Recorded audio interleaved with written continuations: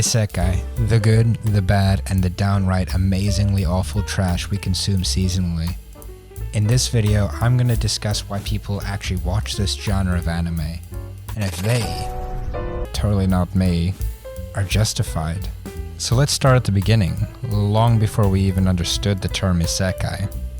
Back to a simpler time, a time of Digimon adventure. Digimon, like its counterparts, was widely successful in captivating its target audiences. Who were they, you ask? Children/teenagers who longed for otherworldly adventures like you and I, of course. For those of you who haven't seen Digimon Adventures, firstly, go watch it right now, because if you clicked on this video, then we both know it's exactly the type of show you'd be into, despite its older animation quality. Digimon Adventures, when you break it down, is the story of 7 children that were transported to a digital world unlike their own. In this world, they encounter creatures called Digimon and use their Digivices to befriend, partner up, and evolve these Digimon to fight against opponents who seek to harm them. Now, this might all sound a little digi-complicated. Okay, I promise, I won't make that joke again. I could help myself, I'm sorry. While the plot itself isn't the most amazing, it set the groundwork for those that followed by introducing the otherworldly concept to the media. Being a kid and switching on the TV to tune into Digimon episodes or buying the videos specifically was magical. Watching this show made some monkey brain sparks begin to ignite because I had no idea what was going on. But what I did know is that I wanted to see a new evolution any chance I could get. This all seemed like some very base level entertainment, but seeing our friendly little Agumon go from a weird pink blob to this metal helmet T-Rex looking monster was beyond amazing. The power of his presence gave me shivers every single time I saw him. Given that my exposure to the show was very limited where I grew up, it was only later in life, after I was exposed to all different kinds of anime, that I learned the word Isekai. Now, picture this. A teenage boy, only recently introduced to anime while knowing he was consuming the media, sat alone in the living room as this theme song began to play. Yep, you guessed it. And the fact that you guessed it means you're just as trashy as I am, like it or not. SAO was the beginning of the Isekai era, where people began to hear about it even if they didn't watch or like anime. Love it or hate it, Kirito was the start of most anime Isekai tropes that began to oversaturate the market. All of a sudden, edgy anime protagonists were popping up everywhere. You can find them in all different sizes. You can order them in vending machines, swords, smartphone enthusiasts, you name it.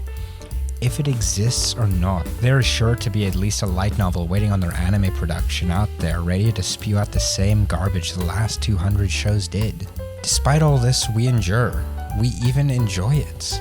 I might even go as far to say that even the trashiest of isekai can provoke that internal feeling we were after as we watch this garbage. Speaking of, why do we actually think of these genres as garbage anyways? I'm sure that I loved these shows as I began to enter the anime space, so why am I now a part of this sheep herd hate mob of isekai haters? I honestly believe that it isn't some crazy revelation, but we're just sick of seeing the same protagonists in the same worlds over and over again with very minor changes, if any. I believe, like a concerned parent worrying about their child watching anime in the first place, we worry that these things we love are being milked for all they're worth. These fantasy plots wouldn't feel so hard to watch if they began to innovate or at least try to be interesting. Some shows I believe do this well, if not amazingly, would obviously be Mushoku Tensei and, in my opinion, Konosuba.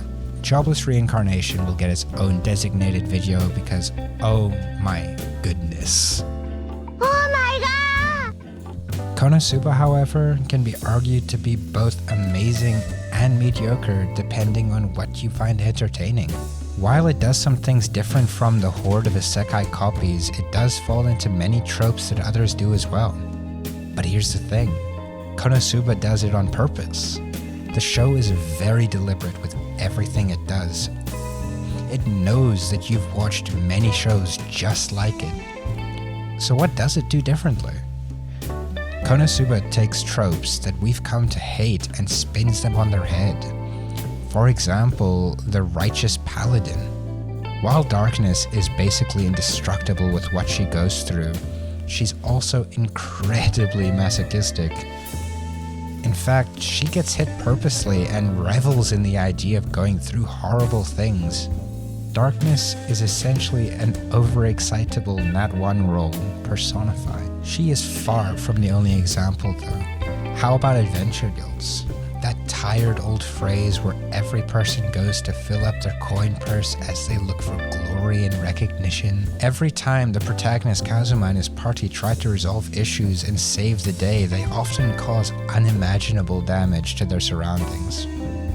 Most anime would gloss over this fact, but here it's driving a plot point, and at the same time even running a gag that Kazuma loses all of his money throughout the series. This happens because the Adventure Guild finds him every single time they do something crazy. While Kazuma does earn recognition for his deeds, he never stays well off for long. It honestly feels as if the Adventure Guild uses him as a cheap paycheck sometimes. Konosuba is proof that isekai can still be entertaining, even if the comedy genre isn't for you specifically. There are many other titles that just might pique your interest. But even now, I feel that there will always be something missing from the genre. The accessibility to produce these low-quality anime is definitely the reason as to why so many disappointments are greenlit. So how do we change this? Ironically, we need to just keep doing what we're doing, just slightly different. Let companies know that we won't stand for this low-quality, rinse-and-repeat garbage. We really do have the power to stop these things before they're even made if we praise the exceptional and condemn the trash, instead of only condemning it. Unfortunately, I know people won't suddenly rally before some isekai hate cause because despite hating these shows, we can't help but consume the product. We just can't help it if we don't care about the plot and just want to see a main character use insanely cool magic to fight demon lords in the monster of the week. Somehow, because all of these shows began to blend into one show, it can honestly begin to feel like it's exactly that. One show. I think those that enjoy trash isekai have a hard time coming to grips with change. Despite them being different animes, they give you a small dopamine rush as you get to re-experience moments you did long ago over and over again. Would I say people are justified in watching this trashy genre? It's not really on any of us to decide how other people live their lives and how they enjoy it, I feel. These shows spark nostalgia in some people. Obviously, we would be better with hundreds of fantastic new shows instead. Even die-hard isekai fans would agree to that much, I'm sure. Love or hate the genre, it is a part of the media, and I think without it, the anime space would almost feel a little empty. Well, that's all from me, guys. Thanks for watching, and if you made it this far without hating me completely, I commend you. I know this isn't exactly an easy topic to discuss, and if you did like the video, please consider liking and subscribing. Anyways, I hope you guys have an amazing day. If you liked this video, then please give this other one some attention. I would love for more people to see it, because it's something I really enjoy doing. Thanks again, guys. See ya.